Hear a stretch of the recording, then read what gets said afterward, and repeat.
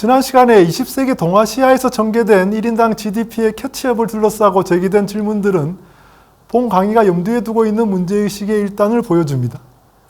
이에 대해 어떠한 시각으로 접근할 것인지에 관해서는 이론적 논의가 필요하다고 생각합니다. 이번 시간에는 제도와 경제 성장을, 다음 시간에는 경제적 후진성과 캐치업이라는 주제로 이 점을 다루고자 합니다. 한국은 개항 후 식민지 지배체제로 편입되었고 해방 후에는 남북이 분단돼서 체제가 바뀌는 경험을 하였습니다. 이 과정에서 제도가 바뀌었고 경제적 성과도 달라졌습니다. 만약 제도뿐만 아니라 환경이나 역사적 조건이 다른 두 나라의 경제적 성과가 달랐다면 그 성과의 차이가 제도 때문인지 다른 환경이나 역사적 조건 차이 때문인지를 식별하기 어렵습니다. 이에 대해 한국의 경우는 이러한 환경이나 역사적 조건을 동일하게 통제한 상황에서 제도의 변화가 어떠한 차이를 낳는지를 실험한 것과 같은 결과를 보여줍니다. 한국 근현대사가 마치 제도의 실험실과 같다고 앞서 언급한 것은 이 점을 염두에 둔 것입니다. 여기서는 제도와 경제 성장의 관계에 관한 주요 연구들을 간략히 소개하고자 합니다. 그리고 서구에서 발원된 근대적 제도가 어떻게 세계의 다른 지역으로 확산되었는지에 관해서도 간단히 살펴보겠습니다.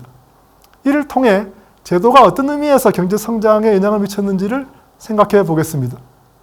먼저 1973년 노스와 토마스의 연구를 소개하겠습니다. 그들이 왜 서구 세계에서 처음으로 1인당 소득이 지속적으로 늘어나는 경제 성장이 나타났는가, 즉 다른 지역에서는 나타나지 못했는가에 대한 문제를 제기하고 그 원인을 서구에서 효율적인 경제 제도가 출현한 점에서 찾고 있습니다. 경제 성장이 이루어지기 위해서는 통상 기술을 개발하거나 생산에 투입되는 자본이나 노동의 질을 높이거나 개인보다는 회사와 같은 더 큰 조직을 이용하여 규모의 경제를 활용하는 것을 생각해 볼 수 있습니다.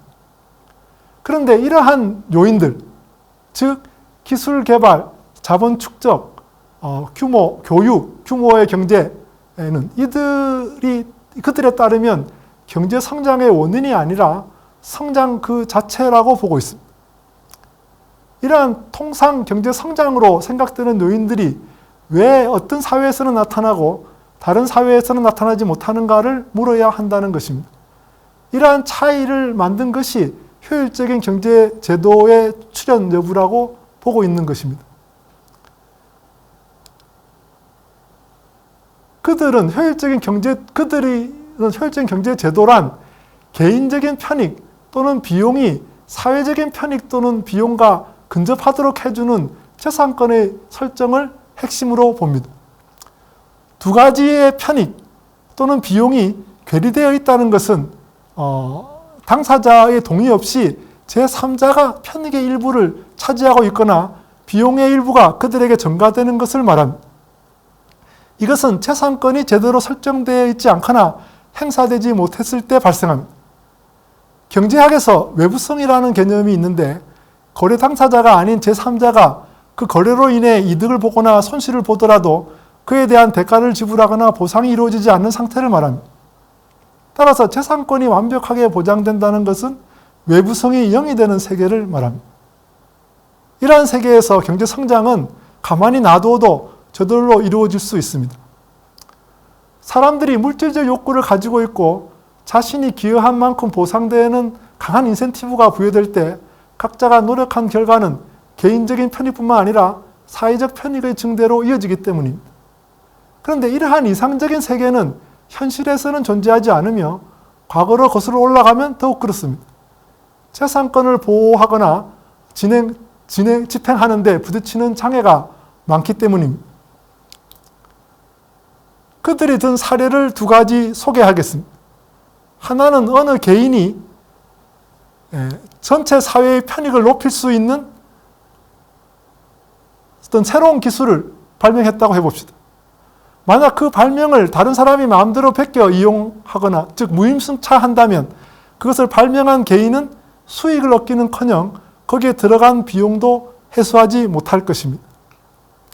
이것을 미리 예상할 수 있으므로 그러한 발명은 시도조차 되지 않을 가능성이 높습니다. 현재의 특허 제도는 자연히 형성된 것이 아니라 지적재산권을 보호하기 위해 인위적으로 고안된 장치라고 할 수 있습니다. 이러한 제도 없이는 기술 혁신이 본격적으로 일어나기를 기대할 수 없습니다. 또 다른 사례는 근대 초기 스페인 국왕이 양치기 길드인 메스타라고 하는 에게 부여한 특권에 관한 것입니다. 메스타는 양떼를 몰고 이동하는 특권이 부여되어 있었는데 그 과정에서 농민들이 재배하는 작물들이 양떼가 지나가면서 피해를 입게 됩니다. 즉 농민들의 토지에 대한 재산권은 제대로 보호받지 못했습니다. 만약 그로 인해 농민이 입은 손실의 규모가 100이라고 하고 메스타가 얻은 이득이 40, 그 중에서 20을 특권의 대가로 왕에게 상납했다고 해봅시다. 그럼 농민이 입은 손실 100이 메스타와 왕의 수익의 합계인 40보다 크므로 사회적으로는 비효율적인 제도라고 할 수 있습니다. 만약 메스타에게 부여된 특권을 폐지하고 농민의 토지에 대한 재산권을 보호하게 되면 사회 전체로는 이득이 되지만 그렇다고 제도를 바꾸기가 쉽지는 않습니다. 손실을 보게 되는 메스타가 반발할 것은 물론이고 국왕도 메스타로부터 상납 대신에 수익이 늘어나게 된 농민으로부터 조세를 징수해야 되는데 그 과정에서 비용이 들 뿐만 아니라 결과도 불확실하기 때문입니다. 만약 제도 변화로 수익을 얻은 농민들이 40을 거두어서 메스타와 왕의 이전 수입을 보상해주는 방안을 생각해 볼 수도 있지만 이것도 실현되기 어렵습니다. 농민들이 양떼로부터 입은 피해가 각각 다를 터인데 이를 정확히 알기도 힘들고 서로 무임승차하고자 할 것이므로 40의 부담을 어떻게 나눌지 합의하기가 어렵기 때문입니다. 이 두 사례는 효율적인 제도를 설정하는 것이 왜 어렵고 비효율적인 제도가 왜 지속하는지, 그로 인해 경제 성장이 왜 이루어지지 못했는지를 보여줍니다. 그리고 재산권을 설정할 때에는 무임승차를 배제하는 것이 중요한데 그것은 개인이나 일부 집단이 감당하기 어려워 국가가 그 역할을 맡게 됩니다.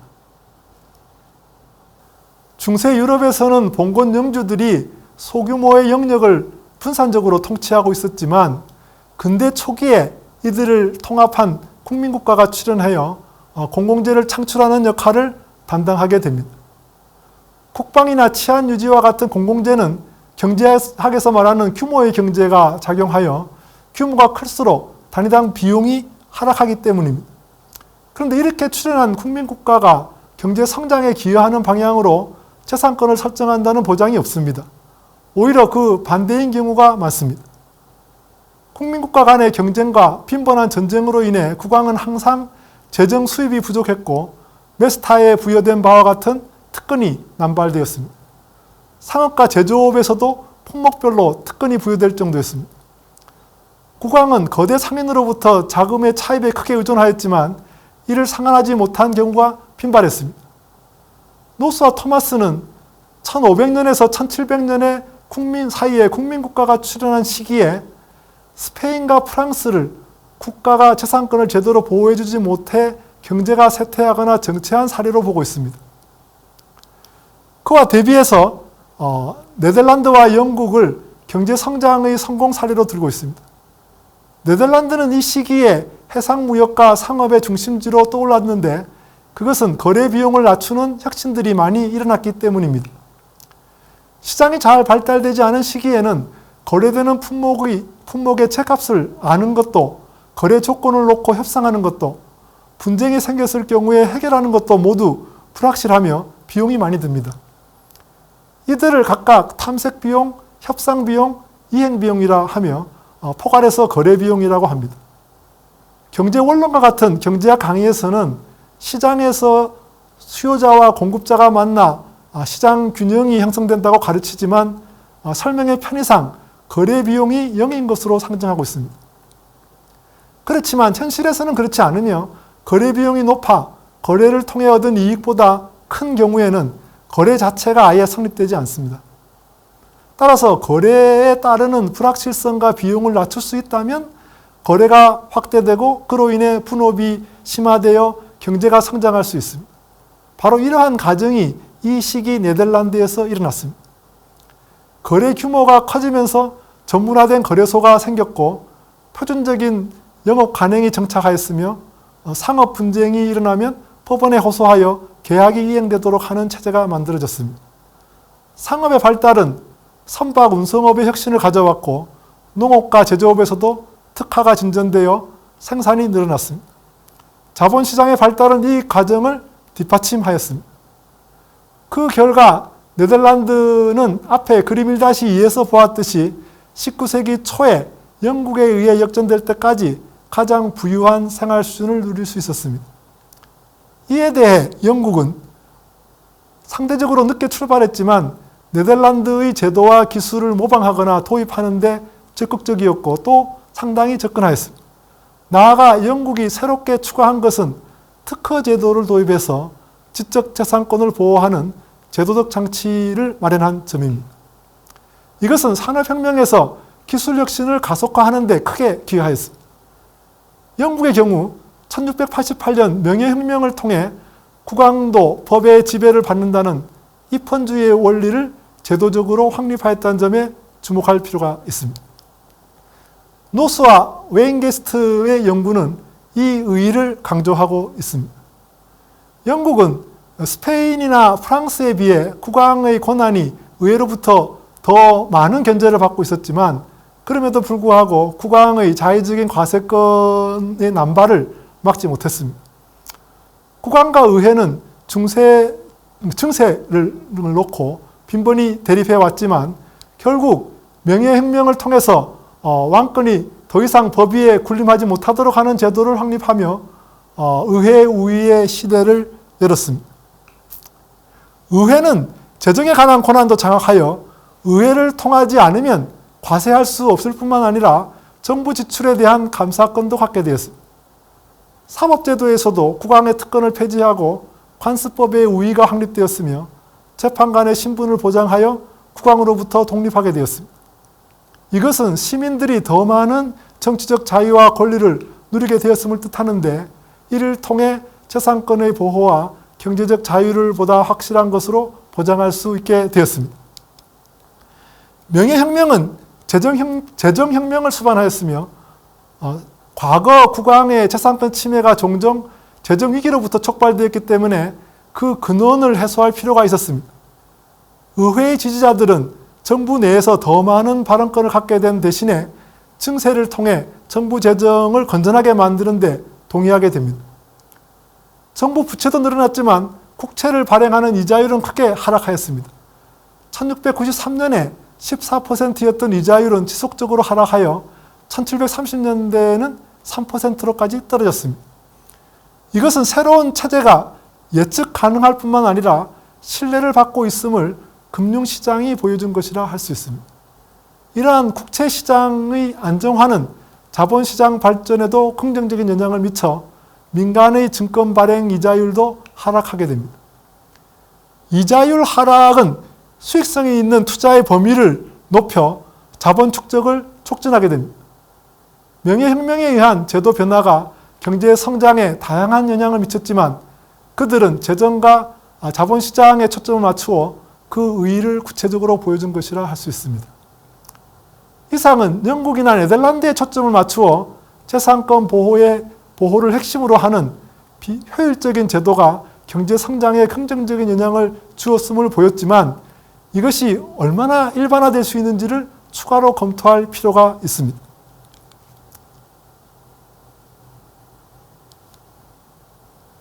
일반적으로 제도가 경제 발전을 설명하는 주요 요인인지를 검증하기 위해서는 제도의 질을 나타내는 변수가 포함된 경제 성장 모델을 만들어 추정하는 방법으로 접근합니다.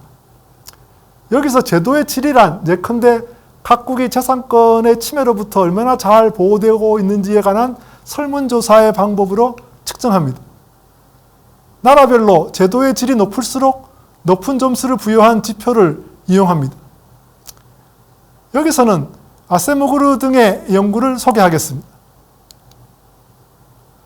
각국의 1인당 소득 또는 그 성장률을 Y, 제도의 질을 X, 그 외에 1인당 소득에 영향을 미치는 변수들을 묶어서 Z라고 표현하면 Y 이꼬르 A 플러스 BX 플러스 CZ 플러스 E와 같은 모형을 만들 수 있습니다. 여기서 E는 오차항을 나타냅니다. 이를 식1-1이라고 하겠습니다. 이 모형으로 제도의 질적 차이가 1인당 소득에 어떤 영향을 주었는지를 추정해 볼 수 있습니다. 다시 말하면 이들 데이터가 있는 나라를 대상으로 하여 각국의 1인당 소득의 차이 중에서 제도 위의 다른 변수, 즉 Z의 차이로 설명되는 부분을 감안하고 나서도 제도의 질, 즉 X의 차이로 설명되는 것이 얼마나 되는지를 추정할 수 있습니다. 만약 X의 개수값 B가 플러스로 나오고 또 통계적으로 유의한 값, 예컨대 틀릴 확률이 5% 미만이라고 한다면 제도의 질이 높은 나라일수록 1인당 소득도 높다 이렇게 해석할 수 있습니다. 거꾸로 B가 통계적으로 유의하지 않은 값으로 나오면 제도가 경제 성장에 기여한다는 주장을 하기가 어렵다는 결론이 나게 됩니다. 그런데 설명 변수인 제도의 질 X가 피설명 변수인 1인당 GDP Y에 영향을 미치기도 하지만 거꾸로 Y가 높아져 갖고 X가 높아지는 역의 인과관계의 가능성도 있을 수 있습니다. 제도와 같은 변수는 다른 많은 변수들의 영향을 받으므로 역의 인과관계가 있을 가능성을 배제하기 어렵습니다. 그 경우 이 모형은 내생성의 문제를 안고 있다고 말하며 추정 결과가 왜곡될 수 있습니다. 만약 X와 밀접한 관계를 갖지만 Y와는 상관관계가 없는 변수 D라고 하는 어떤 변수를 찾을 수 있다고 한다면 먼저 D를 이용해서 X를 추정하고 그렇게 추정된 결과인 X를 Y를 가지고 Y를 추정하면 역의 인과관계 문제를 피할 수 있습니다. 이 D를 도구변수라고 하고 이러한 추정 방법을 도구변수를 이용한 2단계 최소 자승법이라고 말합니다. 아세모그르 등은 이러한 추정 방법으로 제도의 질적 차이가 경제적 성과의 차이를 낳았다는 결론을 도출했습니다. 그들은 과거 유럽 식민지였던 나라를 대상으로 유럽인들이 식민지에 정착할 당시에 직면했던 사망률이 그들의 식민지 정착과 식민지 통치 전략에 영향을 미쳤다는 가설을 세웁니다. 즉, 유럽인들이 상대적으로 덜 사망한 식민지에서는 유럽인들이 더 많이 이주하게 되고 상대적으로 더 나은 정치 및 경제 제도가 이식되었지만 반대의 경우에는 식민지를 약탈하는 제도가 시행되었을 가능성이 높다는 것입니다. 그리고 이렇게 출현한 식민지의 제도, 유형이 독립한 이후에도 이어져서 현재 각국의 제도를 규정하였다는 것입니다. 이러한 가설을 입증하기 위해 그들은 먼저 유럽인의 식민지 정착 당시에 각국의 사망률 D를 도구변수로 이용해서 현재의 제도의 차이, 즉 X가 설명될 수 있음을 보였고 그렇게 추정된 결과인 X-로 경제적 성과인 Y의 차이가 통계적으로 유의하게 설명된다는 점을 보였습니다. 이 추정에 이용된 샘플 수는 64개국입니다. 따라서 재산권을 보호하는 제도가 경제 성장을 촉진한다는 결론이 앞에서 살펴본 영국이나 네덜란드에 그치지 않고 많은 나라에서도 일반적으로 성립한다라고 할 수 있습니다. 여기서 추가로 생각해 볼 문제는 영국에서 먼저 확립된 재산권 보호를 핵심으로 하는 효율적인 제도가 어떻게 다른 지역으로 확산되었는가에 관한 것입니다. 앞서 영국이 네덜란드의 제도와 기술을 모방 또는 도입했다는 점을 지적했는데 인접한 나라 사이에서는 그러한 경로가 중요했다고 생각합니다. 다만 절대왕정의 구체제 하에서는 그것과 원리상 충돌하는 근대적 제도를 자발적으로 수용하기는 어려웠고 정치적 변혁을 수반하는 경우가 많았습니다. 1789년 프랑스 혁명이 그 전형이라 할 수 있습니다. 프랑스 혁명은 앞서 일어난 명예혁명이나 1776년 미국의 독립선언과 마찬가지로 계몽주의 사상의 영향을 받았습니다. 특히 미국의 독립선언은 프랑스 개혁가들한테 큰 감명을 불어넣었습니다. 아래로부터의 혁명이 가능함을 보여주었을 뿐만 아니라 국민주권, 자연권, 권력 분립, 헌법상의 견제와 균형 같은 계몽주의 사상에 입각해서 새로운 정치체제를 실현시켰다는 점에서 그러합니다. 다만 프랑스 혁명은 억압으로부터 인간의 해방과 자유와 평등을 기초로 내세웠지만 혁명으로 성립한 공화정은 그 이후 공포정치와 나폴레옹 독재, 왕정 복고를 거쳐서 다시 공화정으로 이어지는 정치체제의 격변과 불안정이 계속되었다는 점에서 앞의 두 혁명과 달랐습니다. 제도의 정비와 확산이라는 점에서 가장 주목되는 프랑스 혁명의 유산은 나폴레옹 법전 또는 민법이라 할 수 있습니다. 혁명 이전의 프랑스에는 로마법과 봉건시대의 법제 또는 지역에 따라 다른 관습법이 혼재되어 있었고 결혼과 가족에 관해서는 로마 가톨릭의 교회의 가나라에 놓여져 있었습니다. 혁명은 이들 법을 통일하고 모든 프랑스인에게 동일한 법을 적용하는 것을 통해 평등의 원리를 구현하고자 하였습니다. 뿐만 아니라 세습귀족이나 특권은 폐지되고 신앙의 자유를 인정하고 국가에 대한 교회의 영향을 배제하여 세속화시켰습니다. 그리고 신체의 자유, 계약의 자유, 과실 책임의 원칙, 사유재산권의 불가침이 기본 원리가 되었습니다. 이것은 근대 시민사회를 규율하는 법의 전형이라 할 수 있으며 앞서 노스와 토마스가 말하는 효율적인 제도의 핵심을 담고 있다고 할 수 있습니다. 프랑스 혁명의 성공은 유럽의 다른 구체제 국가의 군주에게는 큰 위협으로 받아들여졌습니다. 혁명이 자기 나라로 수출될 것을 우려했기 때문입니다. 이를 저지하고자 하는 국가들과 프랑스 간의 전쟁인 나폴레옹 전쟁이 1803년에서 1815년에 일어났는데 이 과정에서 나폴레옹은 유럽 대륙의 많은 지역을 점령하거나 그 영향 아래 놓게 됩니다. 이때 이들 지역의 구체제가 붕괴되고 민족주의가 고양되는 한편 나폴레옹 법전이 이들 지역으로 확산되었습니다. 독일의 경우 프랑스에 점령된 지역에서 시행된 나폴레옹 법전과 그 외의 구례의 관습법 등이 혼재되어 있었습니다. 독일은 통일 이후에 로마법을 기초로 하면서 당시 유럽의 개인주의적인 자유주의 사상에 입각해서 체계화된 민법을 19세기 말에 제정하였습니다. 스위스에서도 20세기 초에 선행하는 두 법전의 영향을 받았으면서도 독자적인 체계를 갖춘 민법이 만들어집니다. 이들 민법은 인간의 이성에 입각해서 합리적인 법의 체계를 갖출 수 있다는 전제하에서 성문법으로 만들어졌습니다. 그것은 관습법에 기초하고 있어 불문법이 되어 있는 영국과 다릅니다. 이를 통해 유럽 대륙에는 영미의 관습법과 대비되는 대륙법 또는 민법 체계가 확립되었습니다. 그러면 유럽 이외의 지역으로 근대적 제도의 확산이 어떻게 이루어졌을까요? 전술한 아세모그르 등의 연구가 이 점을 밝히고자 한 것은 아니지만 유럽의 식민지 지배가 다른 지역으로 그들의 제도를 확산시키는 중요한 계기가 되었다는 점을 시사받을 수 있습니다. 영국의 식민지였던 북미와 호주, 뉴질랜드 그리고 인도 등에서는 영국의 관습법이 전수되었습니다. 이에 대해 대륙 유럽 국가의 식민지인 라틴 아메리카, 아프리카 등에는 대부분 대륙법인 민법의 유산을 잇고 있습니다. 물론 유럽의 제도가 거의 그대로 이식된 경우도 있지만 현지에 이미 시행되고 있는 제도와 충돌 또는 융합하면서 수정되었을 것으로 생각합니다. 어느 경우이든 외래의 권력에 의해 식민지에 그들의 제도가 이식되거나 강요되었다고 할 수 있습니다. 그 외에도 자발적으로 유럽의 법 제도를 수용하는 경우도 적지 않습니다. 일본이 대표적인 사례인데 1896년 제정된 일본의 민법은 메이지 유신이라는 체제 전환을 전제로 해서 전술한 독일과 프랑스의 민법을 모델로 하여 만들어졌습니다.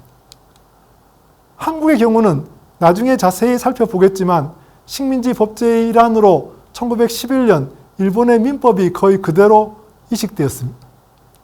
요컨대 근대적 제도의 확산은 모방을 통해 이루어진 경우도 있지만 혁명과 전쟁 또는 식민지 지배를 통해서 이루어진 경우가 많았다고 할 수 있습니다.